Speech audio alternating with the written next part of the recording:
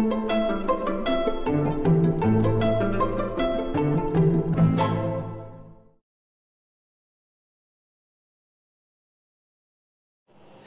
Everyone, welcome back to my channel.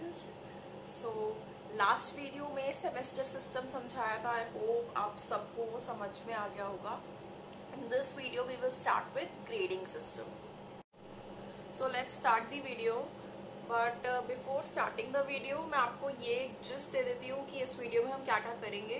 सबसे पहले you know the topic is grading system. अब grading system में आपको पढ़ना होगा इसका मीनिंग क्या है, रिफॉर्म्स क्यों आए थे एजुकेशन सिस्टम में, और जब इंट्रोड्यूस करा था ग्रेडिंग सिस्टम को तब एजुकेशन सिस्टम में क्या क्या चेंजेस आए थे। एंड वन मोर थिंग बहुत इंपॉर्टेंट है जो इस टॉपिक में पूछी जाती है, that is continuous and comprehensive evaluation system कैसे ग्रेडिंग ऑफर करता है, या फिर इन दोनों में लिंक क्या है, ये पूछा जाता है।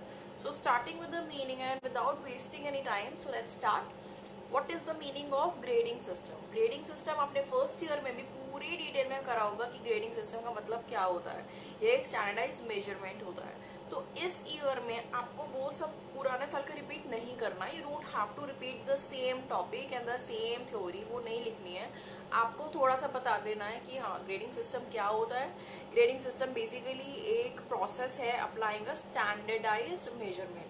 सो जिस प्रोसेस में हम एक स्टैंडर्डाइज मेजरमेंट अप्लाई करते हैं, किस पे अप्लाई करते हैं, to the various levels of achievement in a course. So course है, कोर्स के अंदर सब्जेक्ट्स हैं। सब्जेक्ट्स में एक स्टूडेंट कितना अचीव कर रहा है उसको आप ग्रेड कर रहे हो। अगर किसी ने बहुत 80% अचीव करा है तो आप उसको बी ग्रेड कर रहे हो, 90% अचीव करा है ए ग्रेड कर रहे हो, like that. And always remember कि ग्रेडिंग में आप हमेशा हमेशा लिखोगे कि स्टैंडर्डाइज्ड मेजरमेंट। वाई? क्योंकि ग्रेडिंग आप अपने मन से नहीं कर रहे हो। आप अपने मन से नहीं कर रहे हो कि अच्छा मैं तो बहुत देर से बच्चों को बी ग्रेड दे रहा हूँ, अब now I want to take a change, I want to give a grade to someone. No, it is a standardize measurement. एक स्टैंडर्डाइज मेजरमेंट के तहत आप ग्रेडिंग करते हो। Now next thing I'm gonna start here is the types of grades. आप किस form में grading करते हो, या फिर what are the types, क्या डिफरेंट फॉर्म्स हैं ग्रेडिंग करने के। हमारे पास बेसिकली हम लेटर फॉर्म में ग्रेडिंग कर सकते हैं लाइक A to F, हम पॉइंट्स में कर सकते हैं, हम नंबर्स में कर सकते हैं, हम परसेंटेज में भी कर सकते हैं। परसेंटेज किसकी? Of the total number of questions answered correctly, उनका परसेंटेज भी आप ग्रेडिंग में दिखा सकते हो। ना ये हो गया मोटा मोटी बात कि ग्रेडिंग क्या होता है, कितने टाइप्स हैं, इसके फॉर्म्स क्या है। ऊपर से हमने जिस्ट दे दिया, एग्जामिनर को समझ में आ गया कि आपको ग्रेडिंग पता है। नाउ द क्वेश्चन कम्स कि हमें इंडियन एजुकेशन में रिफॉर्म्स की जरूरत क्यों है, या फिर जो हमारे एजुकेशन सिस्टम है उसमें क्या लैक हो रहा है कि हमें रिफॉर्म्स चाहिए, और क्यों चाहिए, और हम कहाँ कहाँ क्या चेंजेस चाहते हैं। Now, before answering this question, you all know कि नई एजुकेशन पॉलिसी आई है। Now, if you want me to make a video on that, so comment down below। अभी कमेंट करके मुझे बताओ कि आप उसके ऊपर एक प्रॉपर वीडियो चाहते हो कि नहीं। सो हम उस वीडियो में उस टॉपिक के ऊपर डिस्कस कर लेंगे। Coming back to this topic कि हमें रिफॉर्म क्यों चाहिए एजुकेशन सिस्टम में।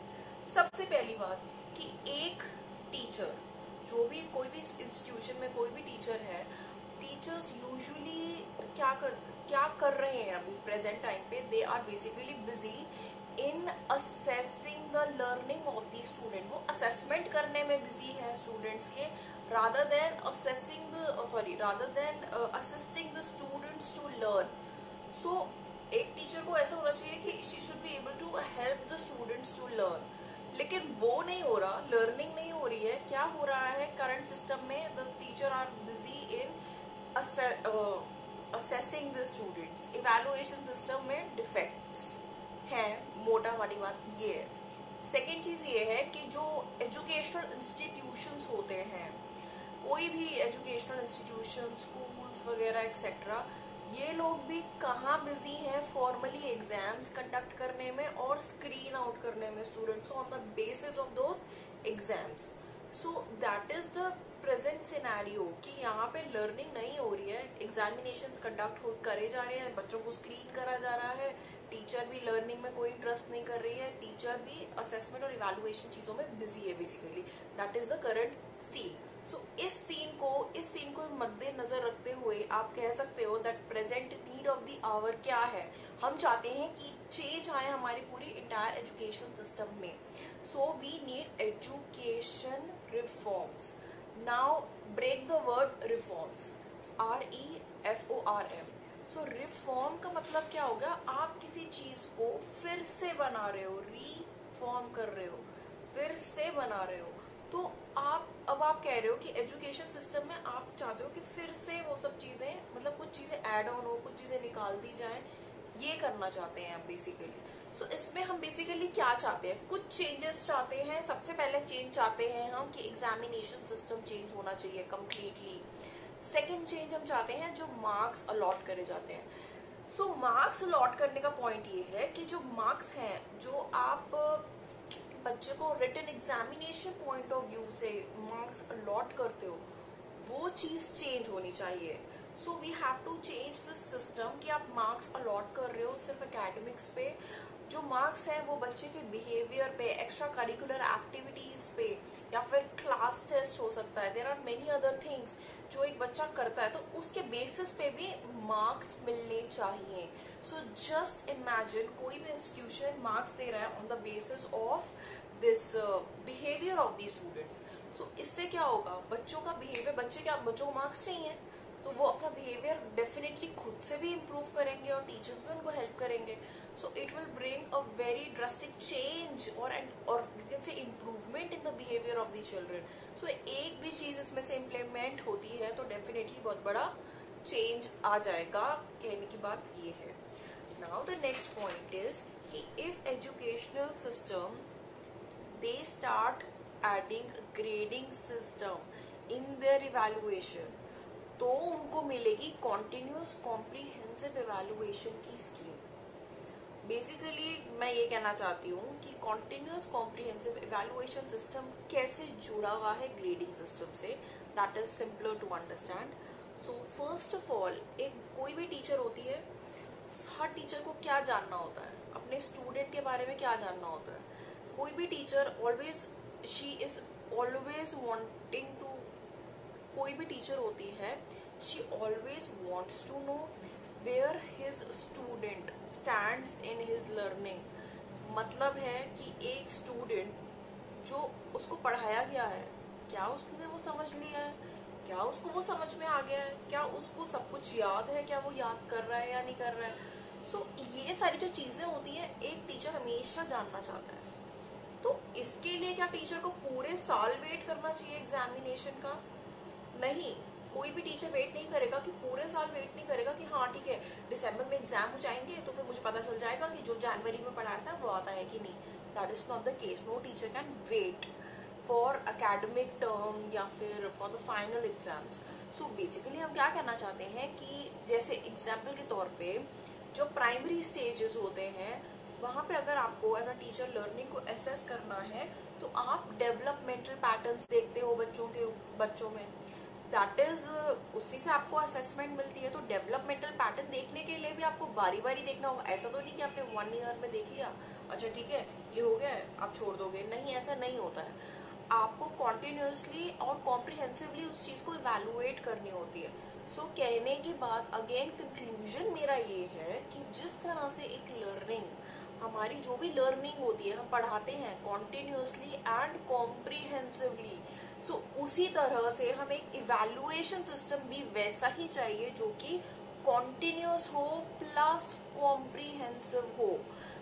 We need a scheme of evaluation that is continuous and comprehensive, जो हमारे एक्स्ट्रा करिकुलर एक्टिविटीज को भी क्या कहते हैं इसको इवैल्यूएट करे, उसको भी इवैल्यूएट करे, एकेडमिक्स को भी करे और बाकी सारी चीजों को भी इवैल्यूएट करे।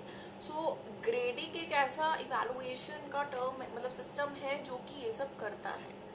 Now moving on to a next heading, ध्यान से सुनना। व्हाट आर द चेंजेस या फिर क्या एडवांटेजेस मिले जब हमने ग्रेडिंग सिस्टम को इंट्रोड्यूस करा। जब ग्रेडिंग सिस्टम को इंडियन एजुकेशन सिस्टम में इंट्रोड्यूस करा गया तो क्या क्या डिफरेंसेस, क्या एडवांटेजेस सिस्टम में आए। नाउ ग्रेडिंग सिस्टम इंट्रोड्यूस करा था 2009 एंड 10 में। क्यों करा था? सबसे मेन इम्पॉर्टेंट इसमें चीज़ ये थी कि हमने इसको इंट्रोड्यूस करा क्योंकि हम चाहते थे कि जो स्टूडेंट है उसका एग्जामिनेशन का स्ट्रेस जो यूजुअली होता था हमारे टाइम पे, बहुत डर लगता था कि मार्क्स, परसेंटेज, ये तो वो चीज़ कम हो जाए।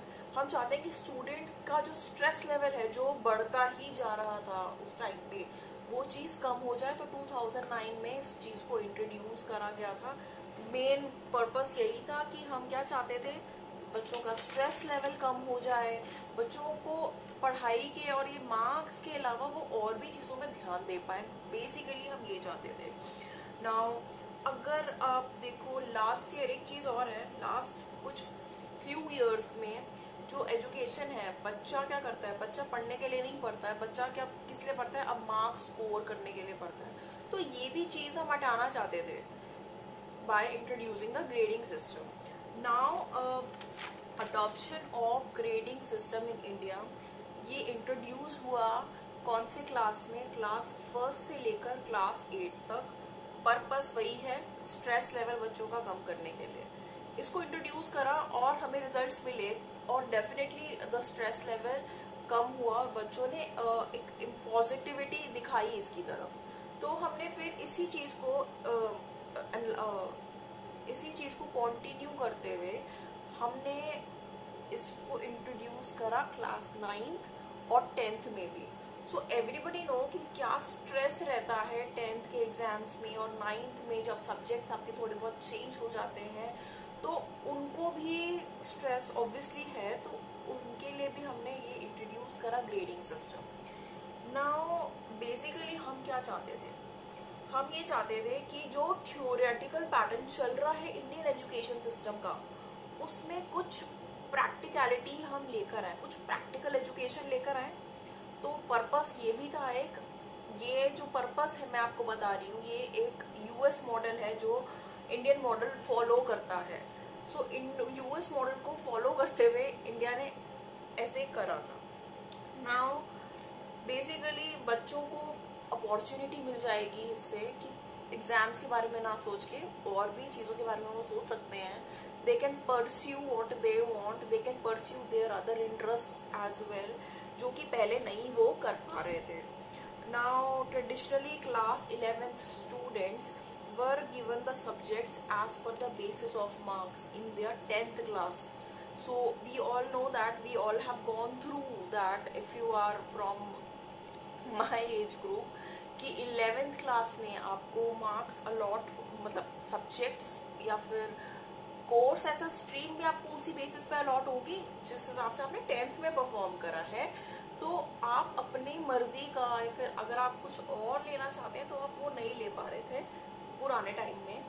सो अब क्या कर दिया, इस चीज़ को पूरी तरह से चेंज करने के लिए और बच्चों को वो फ्रीडम देने के लिए कि वो परस्यू कर सके जो वो करना चाहते हैं, ग्रेडिंग सिस्टम को इंट्रोड्यूस करा गया था, ताकि वो जो 11th के बच्चे का एक एग्जाम स्ट्रेस है और एक लो फील करता है कि मुझे तो ये पढ़ना नहीं था पर मुझे पढ़ना पड़ रहा है, क्यों, क्योंकि मेरे मैथ्स में मार्क्स कम आए थे तो अब मैं इसमें फंस गया हूँ, अब मेरी पूरी जिंदगी इसमें रह जाएगी। नो, अब वो परस्यू कर सकता है क्योंकि ग्रेडिंग सिस्टम क्या करता है, वो डिफरेंस हटा देता है। जो एक 99% वाला बच्चा है जिसके 99% आ रहे हैं और एक बच्चा जिसके 90% आ रहे हैं, इन दोनों में डिफरेंस हट जाएगा, दोनों को ही ए ग्रेड मिलेगा। ये कहने की बात है, मतलब that is what I am trying to say to you guys. So I hope आपको समझ में आ रहा होगा। नाउ इससे ऑब्वियसली रिलीफ मिलता है बच्चों को, पेरेंट्स को भी बहुत रिलीफ मिलता है इस सिस्टम से। स्ट्रेस लेवल में बारी बारी कह रही हूँ कम कर देता है। नेक्स्ट पॉइंट में हूँ कि डिमिनिश कर देता है, बच्चों के बीच में डिफरेंस को कम करता है। सो एक सेंस ऑफ कोऑपरेशन और ये सब कुछ लेकर आता है ग्रेडिंग सिस्टम। नाउ सीबीएसई ने इसको इंट्रोड्यूस करा जब 9th और 10th में, तो हमें बहुत सारे पॉजिटिव रिजल्ट्स मिले। और क्या हो सकता है, now operative basically overall aim था लोड बच्चों का हम कम कर सकें और जो उनकी दूसरी स्किल्स हैं, जो उनकी एबिलिटीज हैं, वो हम इम्प्रूव कर सकें। अगर बच्चा सिर्फ मार्क्स के बारे में ही सोचता रहेगा तो he will never be able to brush on those skills and abilities जो उसके अंदर नेचुरली है। लेकिन अगर हम ग्रेडिंग सिस्टम जो लेकर आए हैं उससे डेफिनेटली उसकी जो अदर स्किल्स एंड एबिलिटीज हैं वो डेफिनेटली इम्प्रूव होंगी। नाउ ग्रेड्स जो है, आप इसको सिर्फ एकेडमिक मतलब एग्जाम्स में ही नहीं, आप इसको बहुत सारे अदर फील्ड्स में भी यूज कर सकते हो। जैसे आप किसी को ग्रेड दे सकते हो on his skill, on his innovation, on public speaking. So basically जब आप बच्चे को दूसरे फील्ड्स में, नॉन अकेडमिक फील्ड्स में आप ग्रेड्स देते हो तो उससे क्या होता है, जो एक स्टूडेंट्स जो अकेडमिक्स में अच्छा नहीं है वो लो फील नहीं करता क्योंकि वो वहाँ पे स्कोर कर लेता है अच्छा, तो उसको एक सेंस ऑफ सेटिस्फैक्शन रहती है, वो लो फील नहीं करता है। नाउ लास्ट थिंग जो मैं अभी इस स्क्रीन से खुद हट के मैं एक स्क्रीन डालूंगी। सो दिस इज बेसिकली एक 9 पॉइंट ग्रेडिंग स्केल। मैं आपको 9 पॉइंट ग्रेडिंग स्केल दिखाऊंगी अब नेक्स्ट क्लिप में। आपको पता होना चाहिए 9 पॉइंट ग्रेडिंग स्केल कैसा होता है, तो मैंने प्रॉपरली इसको डाउनलोड करके मैं आपको दिखा रही हूँ, आप इसको देख लेना। बेसिकली क्या होता है, 3 आपके पास बॉक्सेस हैं, 1 बॉक्स, 2nd बॉक्स और 3 वर्टिकल बॉक्सेस हैं। पहले बॉक्स में मार्क्स का रेंज होता है, 2nd बॉक्स में आपके ग्रेड्स होते हैं और 3rd बॉक्स में ग्रेड का पॉइंट होता है। सो रेंज, ग्रेड और ग्रेड पॉइंट, उसके बेसिस पे बेसिकली टीचर्स या इंस्टीट्यूशंस ग्रेड्स देते हैं। ये इतना ज़्यादा नहीं पूछा जाता। आपको अगर ये आता है, आपको पता है कि 9 पॉइंट ग्रेडिंग स्केल कैसा दिखता है, तो आप इसके ऊपर मैक्सिमम अगर क्वेश्चन आता है तो फिर आप इसको अटेम्प्ट कर सकते हो, इजीली कर सकते हो। एडवांटेजेस एंड डिसएडवांटेजेस मैं डिस्कस नहीं कर रही हूँ क्योंकि एडवांटेजेस, इंपॉर्टेंस, क्या चेंजेस आए, ये सब मैं आपको बता चुकी हूँ। और डिसएडवांटेजेस भी बहुत ही ईजी हैं जो कि आप इजीली पढ़ लोगे। अगर आपको मेरी ये वीडियो आप मेरी वॉच कर रहे हो कम्प्लीटली और ढंग से पढ़ रहे हो घर पे, तो डेफिनेटली आपको वो समझ में आ जाएगा। So for this video, thank you for this video and watching this video. So thank you for watching this video with me, and in the next video फिर से कुछ नया, कुछ अच्छा सा टॉपिक लेकर आऊँगी आपके लिए। सो मुझे प्लीज़ बताइए आपको समझ में आ रहा है कि नहीं आ रहा, कहीं कोई कंफ्यूजन हो रही है, कोई टर्म ऐसी है जो नहीं आ रही है समझ में, आप डेफिनेटली मुझे नीचे कमेंट बॉक्स में कमेंट करके बताइए। मैं डेफिनेटली आपकी क्वेरी लूँगी नेक्स्ट वीडियो में। And for this video I am signing off.